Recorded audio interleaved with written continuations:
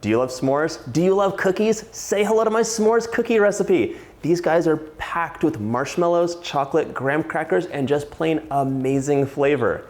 Hey, you're watching Preppy Kitchen, where I, John Cannell, teach you how to make delicious homemade dishes to share with your family and friends. These cookies will be ready in a snap, so let's get started. First off, we have a little bit of prep work to do. These cookies are gonna have chopped graham crackers for a nice crunch inside. I don't wanna use the crumbs because cookies shouldn't be crummy, in my opinion. I'm here all day. 4 crackers. If you don't have graham crackers, digestive biscuits, Biscoff cookies, those are all delicious and will work well. That's a good old rough chop to me. So let's set these aside in a little bowl. This recipe has 1 cup of mini marshmallows, but here's the deal. Mini marshmallows are small, but they will puff up, become really gooey. That all sounds delicious, but it might make your cookie go crazy. Rip them in half. If you're opposed to this work, you can dole it out to somebody else, or you can use the marshmallow bits. Marshmallow bits are like the little marshmallows you have in cereal, and you can find them at a lot of grocery stores, but not all. Rip them up, and I will be saving a couple for the very tops. Okay, and now the last bit of prep work is this for our chocolate. I'm using chocolate chips and a Hershey's chocolate bar for this. I think these will look really great on top, strategically placed, but we're gonna give them a rough chop as well. Basically, I just wanna have visible Hershey's bits here. So people are like, oh, I get it. This is a s'mores cookie. I think that's good. That's 1 small bar chopped up, set it aside, and now we're on to the dry ingredients. Let's get that started. For the dry ingredients, I'm adding 1.5 cups or 180 grams of all-purpose flour to a medium-sized bowl. And because I'm me, I'm sifting it out. Exactly 180 grams. 1/4 teaspoon of salt, 1/2 teaspoon of baking powder, and 1/2 teaspoon of baking soda. I'm also adding 1 full teaspoon of cornstarch, AKA corn flour in the UK, I believe.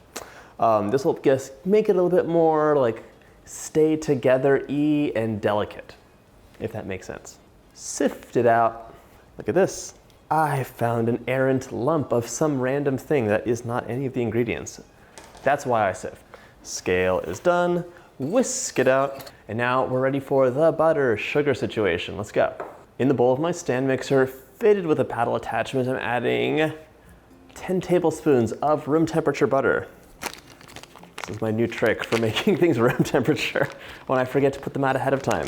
Okay, that's 8 to 10 tablespoons. That is 140 grams if you're counting. Cream it up just a little bit to get it started. I'm adding in 1/4 cup or 50 grams of granulated sugar. And now 1/2 cup of packed brown sugar. Pack it in there. When it comes out, that's how it should come out, not sprinkling out, you packed it in. Mix it up. Yeah, and scrape, scrape, scrape. Right. Can you tell me, are s'mores a thing in the US only, or does everyone know about them? Because here it is a very popular thing, but I get a lot of blog comments that graham crackers are not a thing anywhere else. So what are you doing? Let me know, I'm very curious. If you please. All right, we're gonna let this go for a couple minutes and just beat it up. We wanna have it be really cohesive and hopefully nice and fluffy. Looks pretty good. Crack 1 egg, room temperature please. I was not keeping that in my kangaroo pouch. All right, now we're going to just move everything down. Whenever I have a cookie or any kind of recipe with butter, brown sugar, and white sugar, I always like to add the white sugar first and give it a go, because if you add the brown sugar in, it just becomes a paste. All right, we're gonna go back to this. 1 teaspoon of a nice vanilla extract, 5 ml. Now let's add that egg in. This looks bananas because it is not at all mixed, not at all.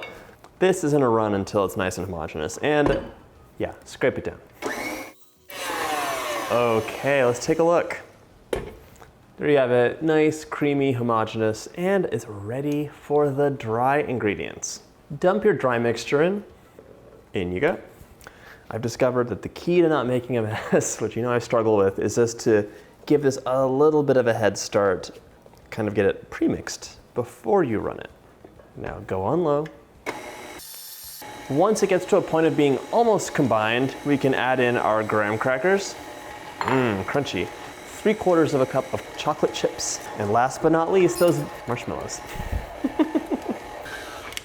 This looks crazy in the best way possible. Are you gonna be my dream cookie? Okay, this mixture looks just so good, but do you know what time it is? It's time to chill the dough because this needs to really firm up, and this is definitely one of the cookies where you want it to be chilled, settled, and like ready to go into the oven. Right now, it would just go, cover your bowl, pop it into the fridge to chill for at least an hour, and we'll be right back with the magic of editing. Bye-bye. My cookie dough is chilled and it's time to roll it out. Also, set that oven to 350. Don't forget to preheat that oven. Look at the inside. That is amazing. I love seeing the marshmallows and chocolate chips.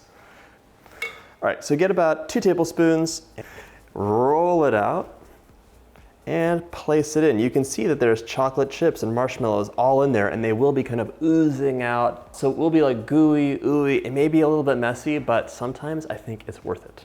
Give your cookies a quick roll in your clean hands and place them about 2 inches apart on that lined baking sheet. I'm using a Silpat, which is a silicone mat, but you could definitely use parchment paper.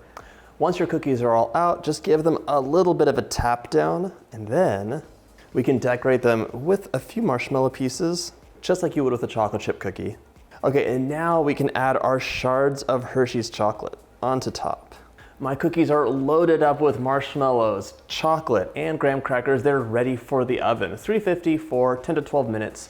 The outside will be set. The inside, not so much, but it'll continue to set after baking. So don't try and bake it all the way through. So I baked the cookies 2 different ways. The first way, which I showed you on camera, was all assembled with the toppings. They went into the oven for like 10 minutes. But they came out like this. I actually like the way they look. The marshmallows totally melted, the chocolate was distorted, but still visible.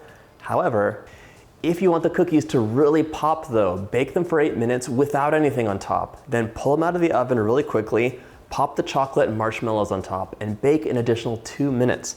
You're gonna have cookies that look like this, which is really clear marshmallow and chocolate pieces on top.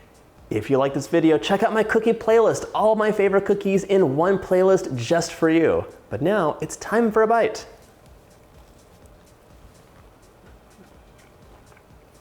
Oh God. It's basically just chocolate, marshmallow, graham crackers, and a little bit of cookie to hold it all together. It is really good. You've got to try this recipe. If you like this video, hit that like button and subscribe, and I'll see you in the next cookie video.